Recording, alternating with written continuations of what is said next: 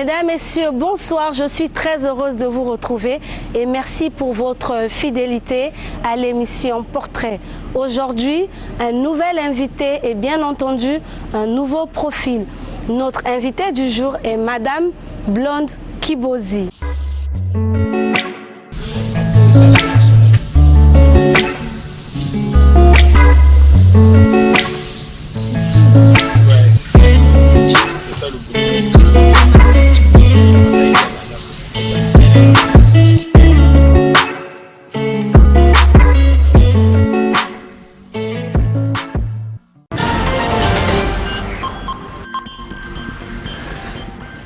Madame Kibozi, bonjour et bienvenue sur le plateau de l'émission Portrait.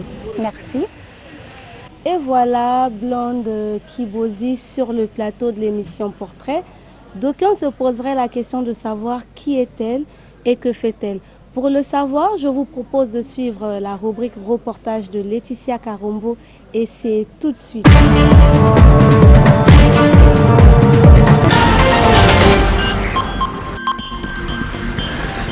Le magazine Portrait de ce jour reçoit sur son plateau une jeune dame dont le nom est Blonde Kibozi. Née un certain 11 novembre à Brazzaville et licenciée en communication d'entreprise, Blonde Kibozi, dont la passion pour le mannequinat est intense, devient au fil du temps, et ce, par la seule force de sa détermination, l'une des mannequins photos les plus sollicitées de Brazzaville. Ne souhaitant pas en rester à cela, Blonde Kibozi, qui désire se former en permanence, allie donc sa prestance et son joli sourire qui sont deux qualités innées, à une formation en cinématographie et devient grâce à cela non seulement l'égérie de quelques marques prestigieuses, mais aussi l'ambassadrice de la société de téléphonie mobile MTN Congo. Très à son aise dans les rôles d'interprétation, Blonde Kibozi est sollicitée pour le tournage d'un clip avec un artiste de renom et se retrouve avec Fally Ipupa sur le clip intitulé Dr Jeff Jani Leteta.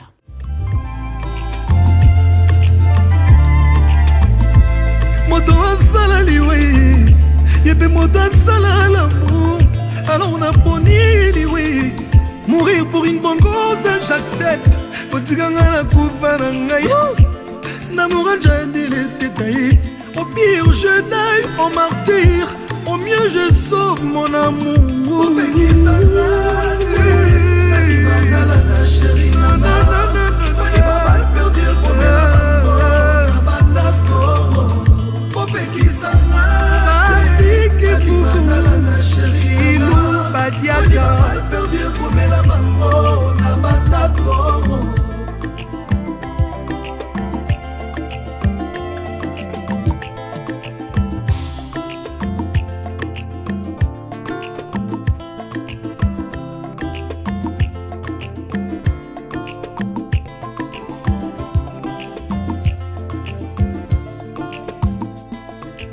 Blonde Kibozi est également une fervente militante des droits de la femme et n'hésite pas à échanger avec ses semblables dans le cadre de la prévention et la lutte des violences faites aux femmes et aux enfants. L'équipe du magazine Portrait lui souhaite une grande réussite dans ses différents projets.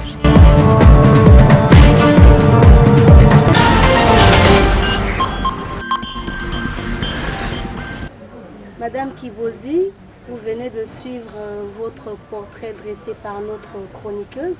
Avez-vous quelque chose à ajouter ou à retrancher? Tout est bien dit, c'est bien moi, il n'y a rien à rajouter ni à retrancher. D'entrée de jeu, Blonde Kibozi, pouvez-vous nous dire qu'entendez-vous par influenceur ou influenceuse? Le Congolais lambda souhaiterait savoir c'est quoi un influenceur? Alors, par définition, je dirais que les influenceurs, ce sont des stars du web et des réseaux sociaux. Ils sont généralement des youtubeurs, des blogueurs, des instagrammeurs et ils sont spécialisés souvent dans différents domaines. Okay. Et comment vous vous situez par rapport à ces différents domaines? Vous, comment vous vous situez? Alors, comme j'ai dit, il y a plusieurs domaines dans lesquels en fait, les influenceurs exercent leur métier. Donc moi, je me situe dans la catégorie influenceurs mode et beauté. Oui, oui, parce qu'il y en a plusieurs. Il y a des influenceurs sport, il y a des influenceurs voyage, et moi, c'est mode et beauté. Blonde Kibozi, dites-nous de personnes vous suivent sur les réseaux sociaux? Alors, je suis à 50 000 abonnés sur Instagram, 4 000 abonnés sur Facebook et je suis de moins en moins active sur TikTok, mais je pense que voilà, je suis à plus de 60 000 abonnés sur les réseaux. Donc, vous avez ce pouvoir-là d'influencer toutes ces personnes-là qui vous suivent? Enfin oui, nous avons ce pouvoir-là puisque nous pouvons servir en fait de relais entre les entreprises et les clients, puisque nous avons cette possibilité-là de changer, comme on dit, les décisions en fait de nos consommateurs. Grâce en fait à ma communauté sur Instagram, en fait j'ai cette possibilité-là d'être en fait l'intermédiaire entre l'entreprise et les clients. Donc oui, et c'est possible. Dites-nous, Madame Kibozi, ce métier est-il reconnu et réglementé ici en République du Congo? Je parle bien entendu du métier d'influenceur. Alors déjà, il faut savoir que ce métier, en fait, il n'est pas connu ici au niveau national. Il y en a ceux, en fait, qui ne savent pas déjà ce que c'est. Et il y en a d'autres qui se demandent encore, mais qu'est-ce que c'est en fait ce métier? Donc en fait, il n'est pas considéré comme, il n'est pas vu comme un métier ici au Congo. Et pour répondre à votre question, bah, je dirais en fait que le métier n'est pas réglementé parce qu'il n'est pas reconnu ici au niveau national comme métier. Et à votre niveau, vous, bon, pas vous personnellement, je parle de vous, la communauté d'influenceurs au Congo, est-ce que vous avez déjà entrepris des démarches vers les autorités de notre pays pour essayer de réglementer ce secteur qui peine à évoluer dans ce sens? Alors oui, de notre côté, le travail se fait, mais je pense que la responsabilité en fait revient aussi au ministère de tutelle, qui en fait pour moi je trouve qui doit en fait porter un regard sur ce métier qui est aujourd'hui un métier d'avenir. Sous d'autres cieux, on observe qu'il y a des influenceurs qui gagnent leur vie à travers ce métier. Mais ici, ce n'est pas le cas. Donc voilà, je pense que nos autorités doivent quand même encadrer et aussi de réglementer pour que ça soit comme un métier en tant que tel. Blonde Kibozi, vous en tant qu'influenceuse, comment avez-vous apprécié sur la toile la séquestration de Glory par sa copine influenceuse Sydney? Comment avez-vous apprécié cette situation? Nous l'avons vu la semaine passée sur les réseaux sociaux et même à la chaîne nationale que deux filles qui se proclament être des influenceuses, l'une Sydney qui a séquestré sa copine Glory. Dites-moi, comment avez-vous vécu cette situation?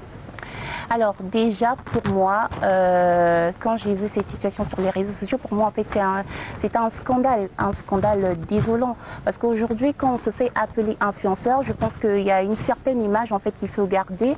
Et aujourd'hui voir des jeunes femmes venir s'exhiber, en fait on va dire exposer leur vie intime sur une plateforme qui est assez connue, moi je trouve ça en fait très déplorable. Pourquoi déplorable? Parce qu'en fait, en même temps, ce sont des femmes en fait.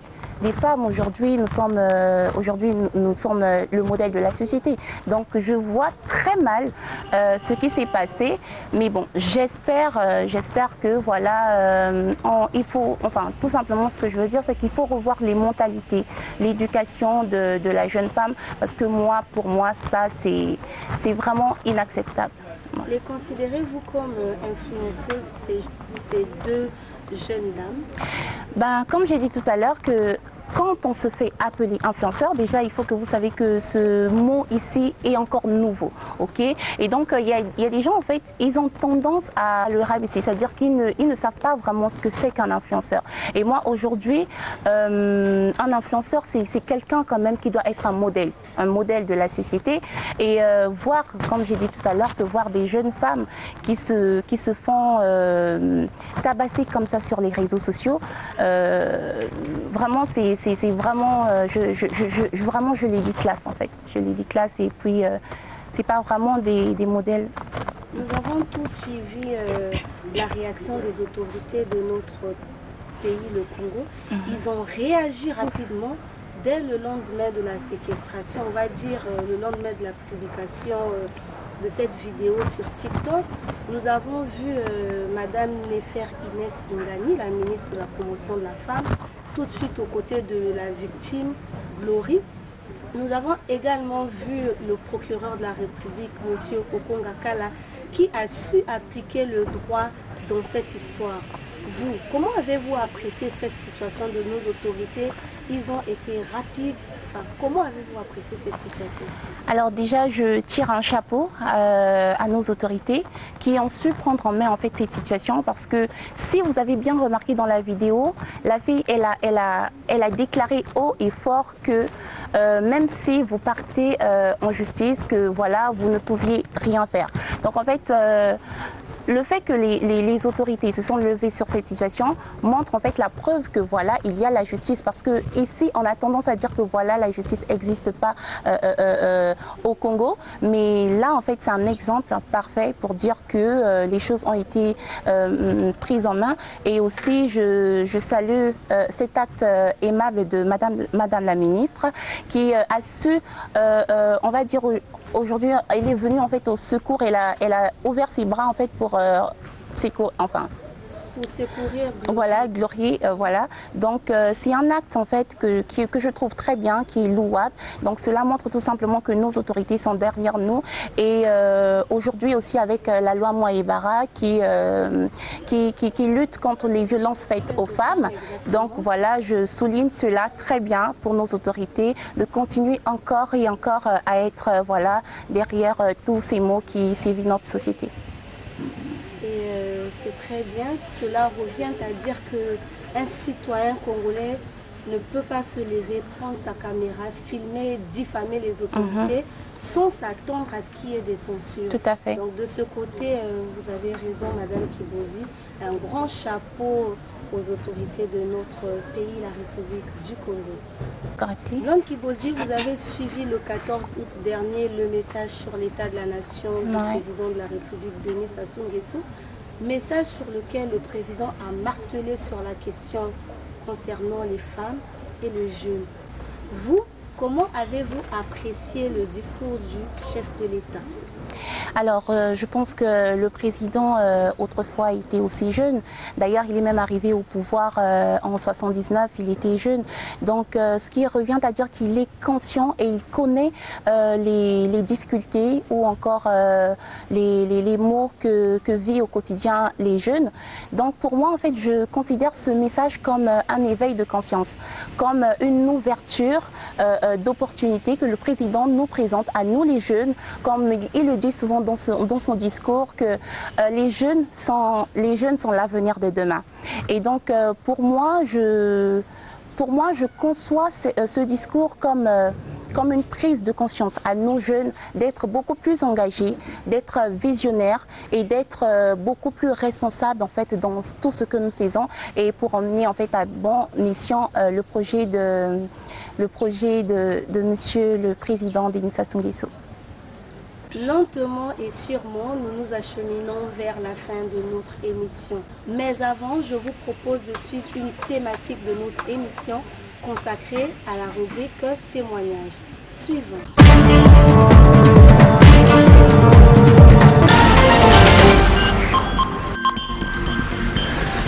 J'ai connu Blanche, je peux parler d'elle sur deux volets. J'ai été son professeur en licence à Mariengwabi, en STC 3, où je distillais un cours sur le management. Et je la retrouve encore sur les plateaux de cinéma, puisque je suis professeur de cinéma. Voilà, donc sur ce deux volets-là, je peux parler d'elle, témoigner d'une fille qui était brillante à l'école, à la fac, et qui grappillait toujours les meilleurs points. Et après, à l'écran aussi, c'est une belle femme qui se présente. Quand on la fixe, quand on la voit, on peut lire déjà cette espèce de feu sacré qui se dégage en elle, et on perçoit au fond une si belle âme qui se dégage. Voilà, donc sur ce deux volets-là, je veux dire qu'elle peut incarner l'héroïne de notre nouvelle série Barbie congolaise. Et à ce titre-là, elle incarne aussi, puisque le cours de management, c'est aussi responsabiliser les femmes. Le musicien Corneille disait que le bon Dieu est une femme.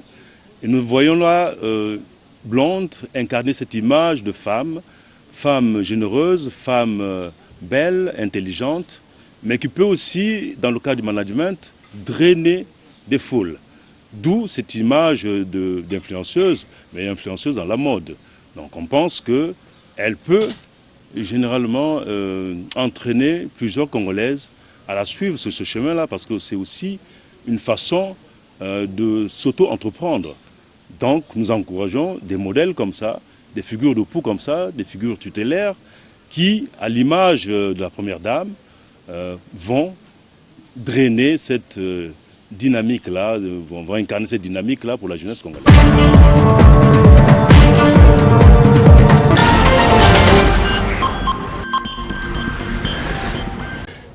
Alors, Blonde, nous venons de suivre le témoignage donné par le professeur Makosso qui vous suit depuis un bon moment. Un commentaire.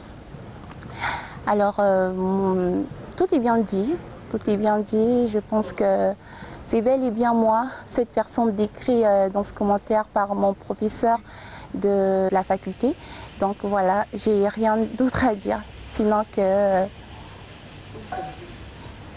Un conseil à donner aux jeunes qui aspirent un jour à embrasser votre carrière, parce que Blonde Kibozi, vous êtes une top modèle ici, très connue en République du Congo, surtout pour les personnes qui sillonnent les réseaux sociaux. On vous a vu également dans le clip de Fally Ipupa, si je ne me trompe pas, le titre Docteur Jeff Djadji les Teta. Après, si je me trompe, hein, je pense, bien sûr, c'est bien ça. Et il y a des jeunes filles qui veulent faire comme vous, qui veulent vous ressembler. Peut-être un conseil à donner comme ça, parce que on se dit, oui, il suffit juste d'être belle, de poster des photos, et puis voilà, du jour au lendemain, on est influenceuse, ou on peut avoir la vie de Blonde ou faire comme Blonde. Un conseil à donner. Alors j'aimerais quand même rebondir à ce que tu as dit. Ce n'est pas du jour au lendemain qu'on devient influenceur. C'est un travail qui est derrière tout ça. Il y a un travail de fond, il y a de la discipline, il y a beaucoup de rigueur, enfin, qui rentre en compte en fait de ce travail. Mais à tous ceux qui voudront devenir ou faire comme moi, ben, je leur conseillerais tout simplement de croire en eux, de travailler, de se donner les moyens qu'il faut pour y arriver. Parce qu'aujourd'hui, on va quand même se dire que c'est un métier ici dans notre pays qui n'est pas réglementé. Mais aujourd'hui, moi, jeune que je suis, j'ai pris le risque de me lancer dans ce métier. Donc voilà, à tous ceux qui voudront se lancer, je dirais qu'il ne suffit pas seulement d'être belle. Il ne suffit pas seulement voilà, d'avoir un beau corps, mais il suffit aussi d'avoir une vision. Okay. Parce qu'aujourd'hui, moi, je suis sur les réseaux sociaux, mais ma vision à moi, en fait, c'est d'emmener la jeune fille à comprendre qu'elle peut voler de ses propres ailes. C'est-à-dire emmener la jeune fille à être autonome. Que tout ne vous sera pas servi, qu'au bout d'un moment, il faut savoir en fait se lever, prendre courage et se dire que voilà, je vois ce qui est autour de moi comme opportunité, je saisis et après voilà, je me lance. Moi, je pense que c'est le conseil en fait que je peux donner à tous ceux qui me regardent. Nous n'avons pas besoin en fait des jeunes qui passent leur temps en fait à être plaintifs, avec des discours qui tiennent en fait des discours plaintifs. Moi, je pense qu'aujourd'hui, on a tout ce qu'il faut. On a le potentiel qu'il faut. Donc, quand on est animé par une passion ou par un domaine précis, il faut se donner les moyens et après aller là où le vent peut vous emmener. Dites-nous, avez-vous un modèle dans le secteur du cinéma? Parce que je crois savoir que vous êtes dans le cinéma aussi, dans le secteur du cinéma, dans le secteur top modèle ou influenceur. Avez-vous quelqu'un qui vous a influencé, que vous appréciez, cette personne-là que vous prenez comme exemple aujourd'hui, que ce soit ici en République du Congo ou ailleurs dans le monde? Alors, je veux vraiment être honnête avec vous. Très honnêtement, je n'ai je n'ai pas quelqu'un que je prends comme modèle, mais en fait j'ai des personnes qui m'inspirent, ok, et je suis inspirée par toutes ces personnes-là qui ont un parcours exceptionnel, que ça soit dans le cinéma, que ça soit dans la mode dans laquelle je suis. Donc voilà, en gros, je n'ai pas de modèle en tant que tel, mais j'ai des personnes qui m'inspirent et puis voilà, au quotidien, qui font que, qui me donnent de la force. Dites-nous, quels sont vos loisirs? Alors moi je suis quelqu'un, on va dire, un peu d'ouvert d'esprit, donc j'aime tout ce qui est voyage, tout ce qui est lecture, j'aime tout ce qui est sport. D'ailleurs même demain je compte me rendre à la salle de sport, donc en fait voilà, en gros c'est ça.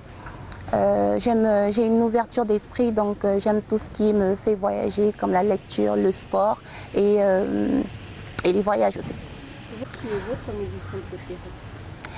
Alors, étant donné que j'ai tourné dans le clip de Fally, et aujourd'hui c'est un artiste quand même que je prends aussi comme un modèle de réussite, surtout sur les réseaux sociaux, il est au top. Donc en fait je dirais Fally Ipupa tout simplement, parce que voilà, pour moi je considère que ce jeune parti de rien, du ghetto, aujourd'hui est devenu une personnalité publique grâce à ses efforts, donc voilà, je dirais Fally. Fally. Et quel est votre plat préféré? Alors, le plat préféré, là, c'est un peu compliqué.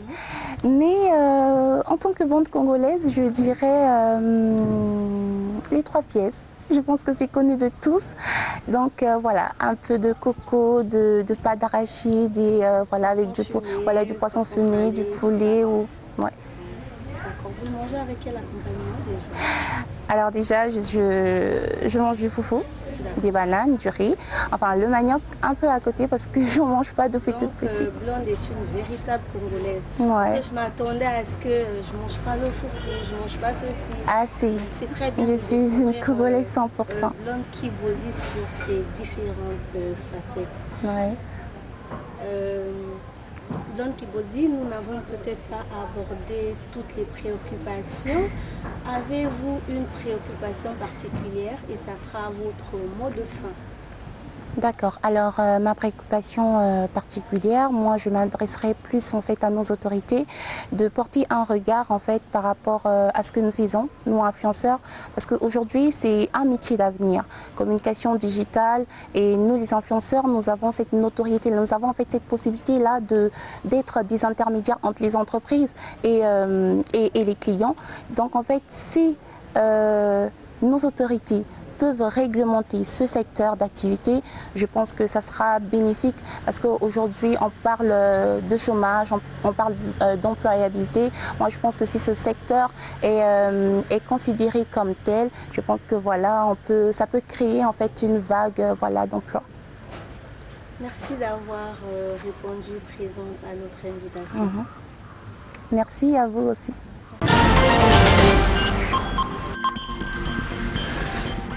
Très chers téléspectateurs, vous l'avez compris, nous sommes arrivés au terme de notre émission.